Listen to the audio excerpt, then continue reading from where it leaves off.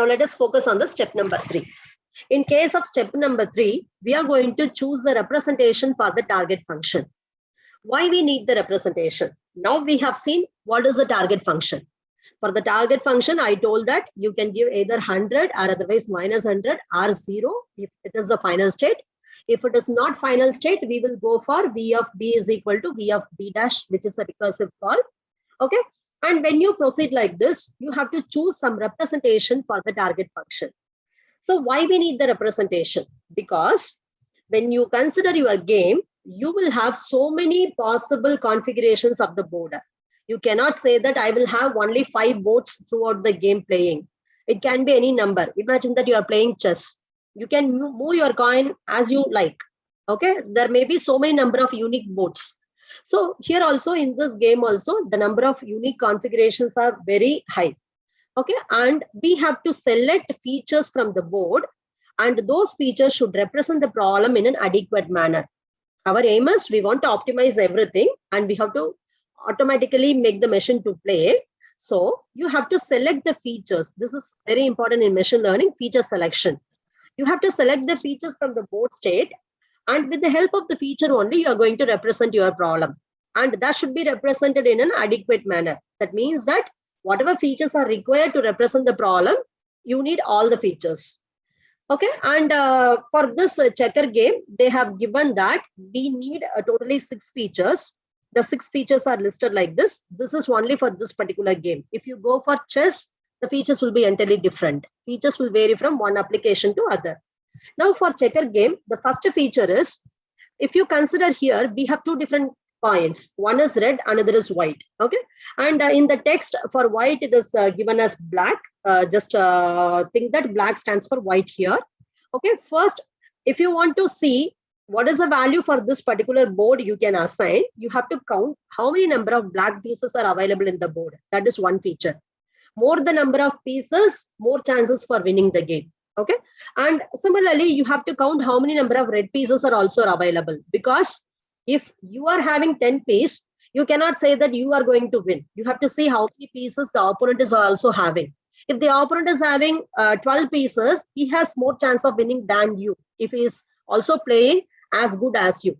Okay, so you have to consider how many pieces you have and how many pieces the opponent have. So we have 2 features, X1 and X2. And X3 and X4 are nothing but related to special pieces. So here, which are special pieces in this game? We don't have anything like chess, like queen or king, which have special moves. But instead, we have one piece here that is called as king piece, which is having a special move. It can move both in the forward direction as well as in the backward direction. So you have to consider how many kings are there in the board. So in this also, you will have king as well as the opponent will also have the king. So you have to consider X3 and X4. X3 is nothing but number of black kings which are currently available on the board, and X4 is number of red kings on the board. Okay, and these features are very important. In addition to this, we have 2 more important features. They are X5 and X6. What is this? X5 is number of black pieces threatened by the red. So what is the meaning of threatening? So here you have to consider how many black pieces can be captured by the red pieces in the next move. That is the meaning of this.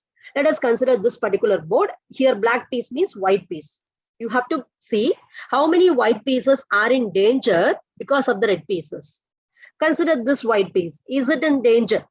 Can the red piece jump over this and take it? It is not possible, because if this red piece jump, there is no square for this red piece to jump here. So this white is not in danger. Okay, and what are the other whites you have? You see this white. Is it in danger? Yes. This white, this red can jump over this white as well as this red can jump over this white. So this white is in danger. And what about this white piece? It is not in danger because only this red should jump, but it cannot jump here. It is not in danger now. So out of these 3 white pieces, only this white piece is in danger. Why I'm not considering these white pieces? Because you can move diagonally only one position. Okay, so they are not in danger. Okay, so out of these 3 white pieces, only one white piece in danger. So that is called as number of pieces which are threatened by the red. Similarly, you have to consider how many red pieces are threatened by the black. You see here, these are all the red pieces. And if this white piece should jump, this place should be free. It is not free. So this is not in danger position. What about this red? This is also not in danger position because this white should jump either here or here to capture this. It is not possible. So this is also not in danger position. What about this red? It is also not in danger position. So none of the red pieces are in danger position. So we will now write the number here. X1 represents the number of black pieces in the board. Here it is white pieces. Count how many white are there. Totally 12 white pieces are here in the current position. It is not the beginning of the game. Some moves have happened and one red has been captured. If you count the number of reds, totally we have only 11 reds because one red piece has been captured by the white. And number of black kings, I don't have any king here. All are normal pieces. Similarly, I don't have any red king also. So this is one more. Let us consider another. Let us consider these values for this particular board state. First is number of black pieces on the board. Here black is nothing but white pieces. Totally, I have 4 white pieces on the board. And next you consider number of red pieces on the board. The number of red pieces is now 1 only. Then you can consider number of black kings on the board. Here 2 kings are there. I have already considered these 2 kings in the number of black pieces. Okay, either you can consider it again or otherwise you can leave. It is up to you because a design can be done as we like. Okay, here I am considering them again. So number of black kings is now 2 and number of red kings I don't have. So it is 0. Then I have to consider X5. It is nothing but number of black pieces threatened by the red. So here you have to see how many white pieces are threatened by this red. Here we have already seen that if this red move like this, it can capture all the 4 pieces. So we will write that number of black pieces threatened by red is 4. And next consider how many red pieces are threatened by the black. We have only 1 red piece. Can any white piece jump over this and get that piece? Yes, it is possible. This white, if it moves like this, it can take it. Okay, so the number of red pieces threaded by the black is now 1. So for every board that is given to you, you have to find this one because only these are going to decide who will be the winner. These are called as features. So here now we have 6 features, X1, X2, X3, X4, X5 and X6. So the success of the algorithm depends upon proper identification of the features. Now, once you identify the features, next you have to choose the representation for the target function. How to choose it? So there are so many ways available to choose the representation for the target function. Either you can write some collection of rules, or otherwise you can make use of artificial neural network to do this, or otherwise you can use some functions which are polynomial functions to describe the board state. So we'll see how to represent the polynomial function for our checker game. So we have seen that totally we have 6 features starting from X1 up to X6. So we have to make use of all the 6 features to know who will win the game. And for every feature, we are going to assign a weight. So we have 6 weights now starting from W1 up to W6. And we have one more weight called W0. Okay, and this weight is used as an additive constant. We will see in linear regression in detail about that. Okay, always when we go for this polynomial representation, we will have one additive constant. Like in the equation of a straight line, you will write y is equal to mx plus c. There x is only one feature and y is our output variable. But we are writing y is equal to mx plus c. Similar to that c, we have here w naught. We will see in detail later. Okay, since we have 6 features, we have 6 weights W1 to W6 and W naught is the weight which will provide the additive constant value. And our aim is we have to learn what value we are going to give for this particular weight. For example, I'm giving you equation y is equal to mx plus c. I'm asking you to solve the particular equation. Okay, so our aim is in that particular case, if you know the values of m and c, if I give any new x value, you will be able to tell what is the corresponding y value. Okay, similar to that, here our aim is you find out what are the values of all the weights W0 up to W6. Once you do that, if I give any value of x1, x2, x3 up to x6, you will be able to find out what is the final value, that is v cap of p. Okay, so that is the aim of this particular problem. So this is called as choosing the representation for the target function. Once you identify the features, you represent them by means of some function. Here we are using a polynomial function. And once you do that, now you can tell a partial design of your problem. When we started, we had only 3 variables. First is the task, then performance measure P, and then training experience E. Now we have additionally 2 more variables, that is target function.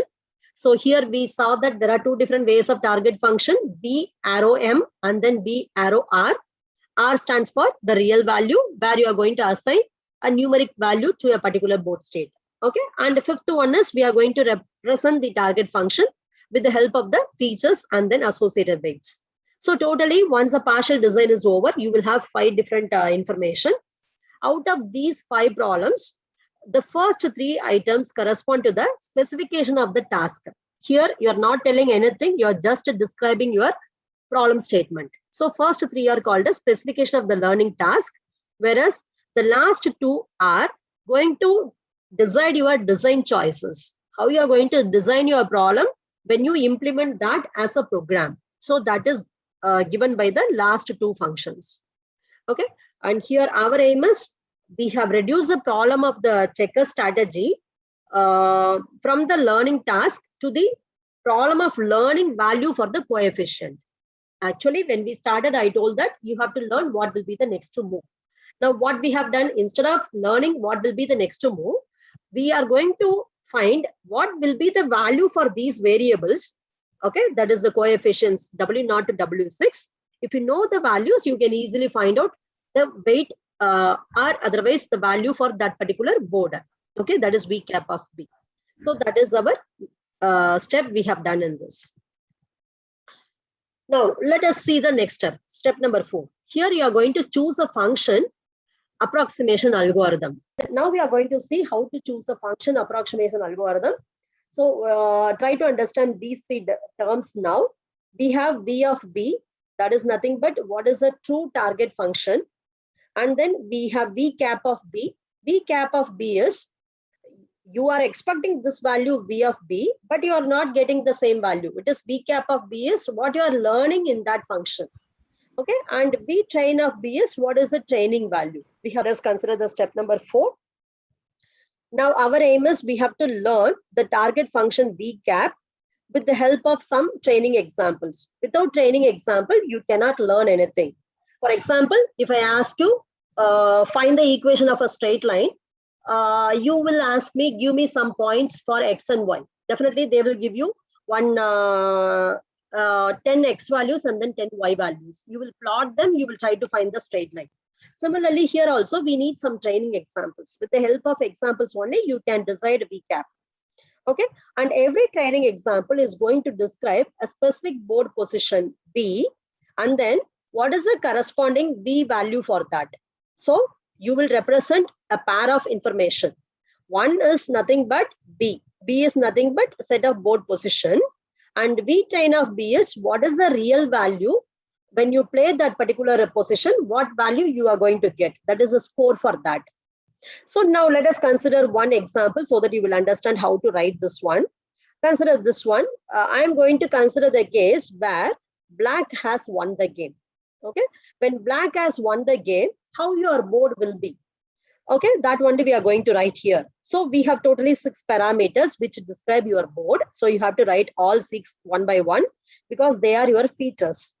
Now the thing is given as black has won the game. Okay, since black has won the game, definitely there will be no red pieces. Okay, so definitely X2 should be 0 because black has won. It will win only if the number of red pieces is 0. So I am writing X2 is equal to 0. But for X1, you can write any value because black is winning. It can have either 3 black coins or 7 black coins, any number of black coins. You can write any number from for X1. The number will be from 1 to 12. Maximum number is 12 only because we have 12 unique coins there. And then X3 and X4 are related to number of kings. Since black has won, there will not be any red king. So if red king is there, still game is not yet over. So you have to write X4 is equal to 0. but x3 can be anything. Okay, so I am writing x3 is equal to 1. You can even write x3 is equal to 2 or 3, anything, it is up to you. Okay, and then x5 and x6. What are this x5 and x6? They are threatening pieces. Okay, since the game is over, when the game is over, there is nobody is going to threaten the other person. If the threatening is there, still game is continuing. It is not yet over. So since the game is over, you should write x5 is equal to 0 and x6 is equal to 0. So this is the input. Okay, we are going to call this input as board state. That is given as the first term B. Now, what is the second term? You have to write what is the value you are going to get when you play the game with this particular board position. Okay, with this board, if I play in the game, definitely I'll win the game, because this game here, there is no black coin, and then there is no black king, and there is no threatening also. So I'm going to win the game. So I'm going to give the score as plus 100. Since I'm going to win, I'll be giving the score as plus 100. If I'm going to lose, I'll be getting the score as minus 100. So likewise, you give. This is the second term. It is called as V train of B. Okay. And with this, we are going to proceed now. We are going to see how to estimate the training value.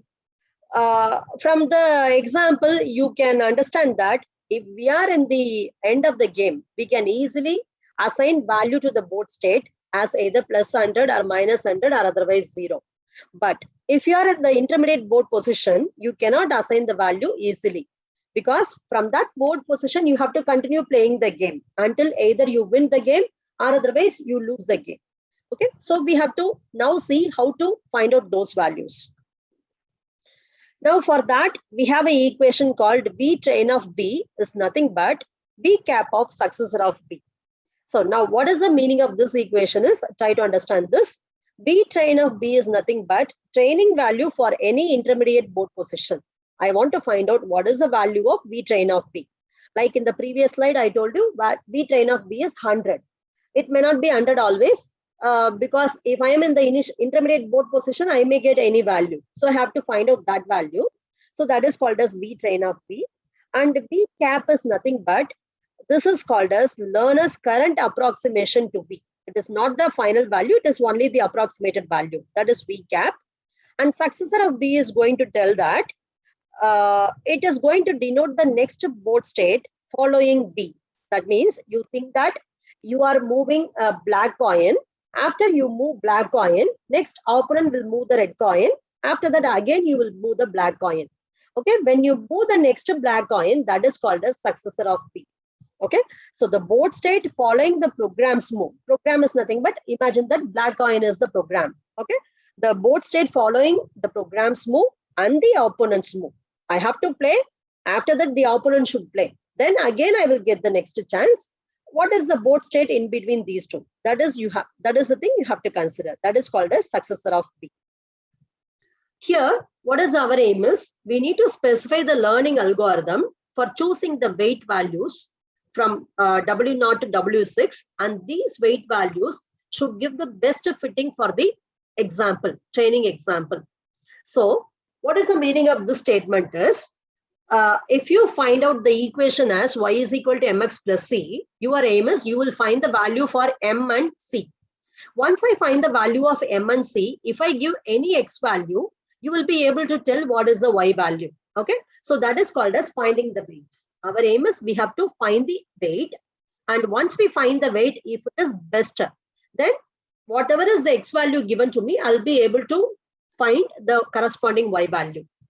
Now here we have to learn totally 6 coefficient W0 to W6. Once you calculate this value, now you have to find a difference. This is called as V train of B minus V cap of B.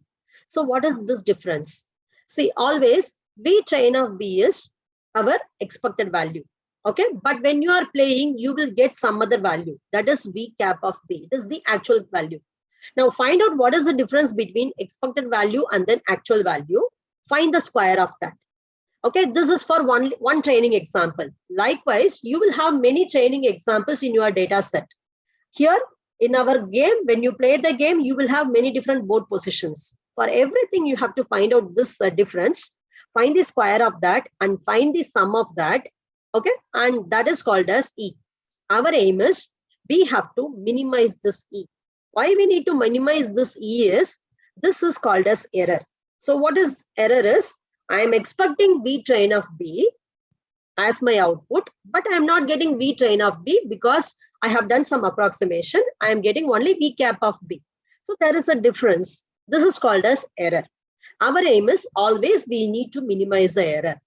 So many algorithms are there for finding the weights, but you have to choose an algorithm which will always try to minimize this particular error.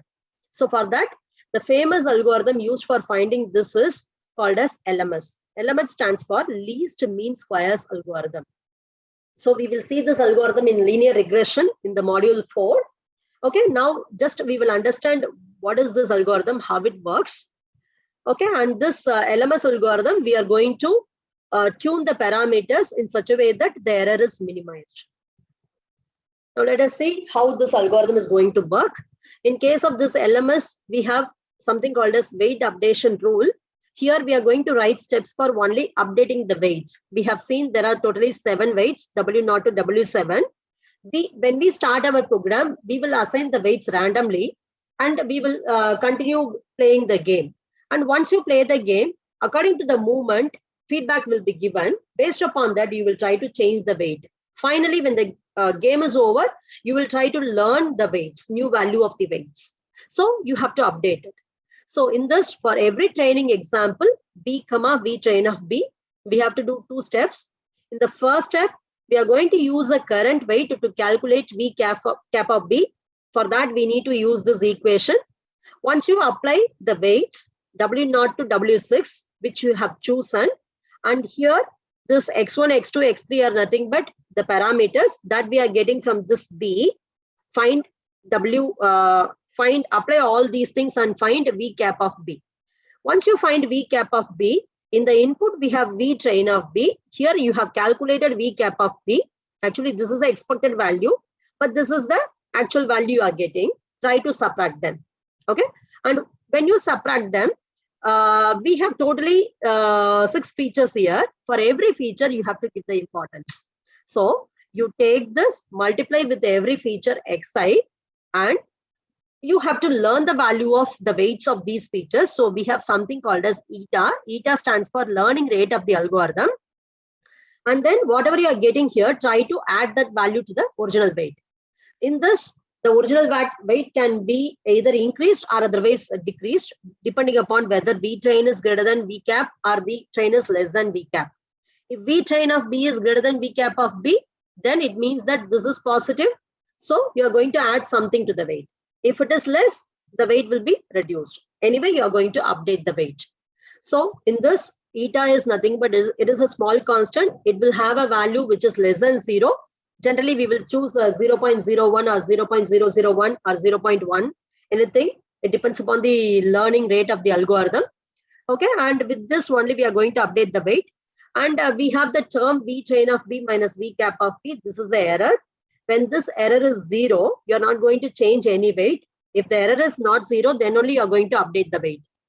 Okay, and how you're going to update the weight is, if this V train of B minus V cap of B is positive, it means that you're going to increase the weight. And you're going to always increase according to the particular variable xi. That is nothing but the feature. And whenever you do that, our aim is we have to reduce the error.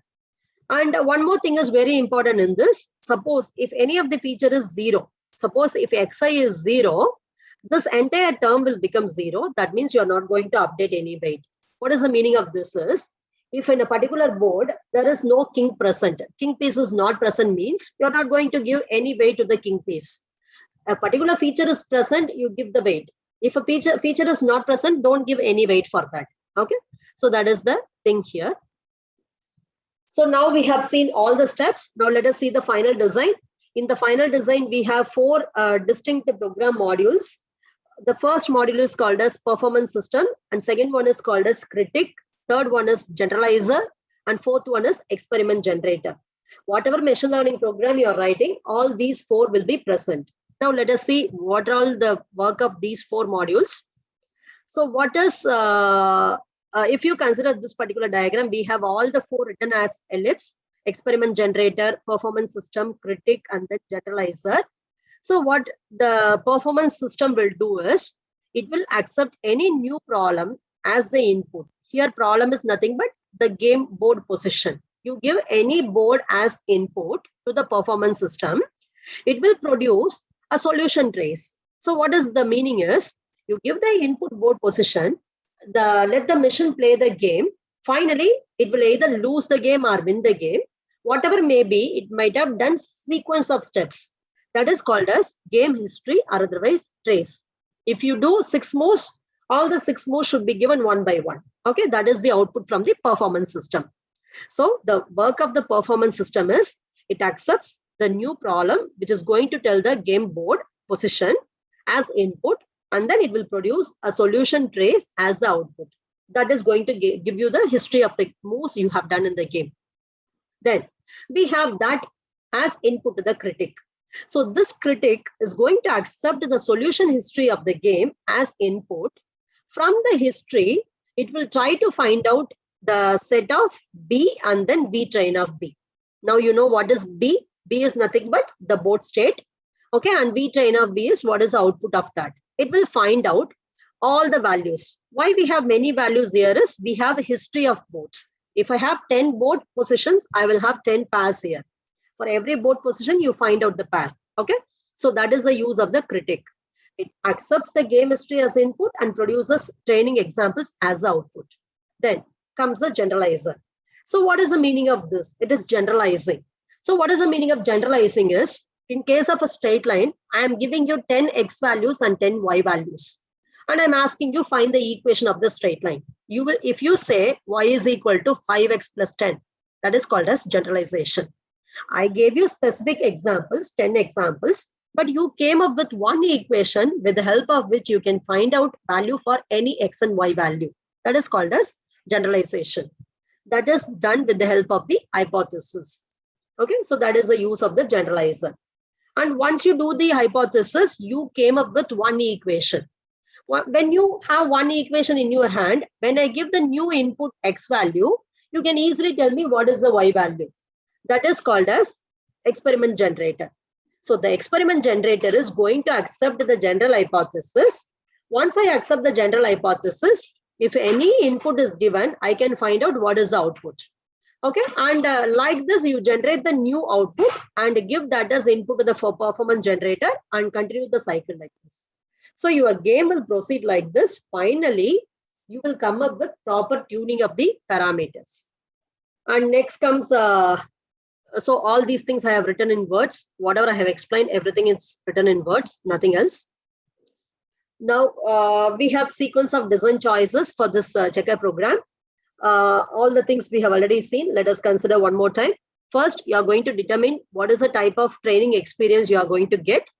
So here you will see whether the game you are going to play against expert, or otherwise you are going to play the game against.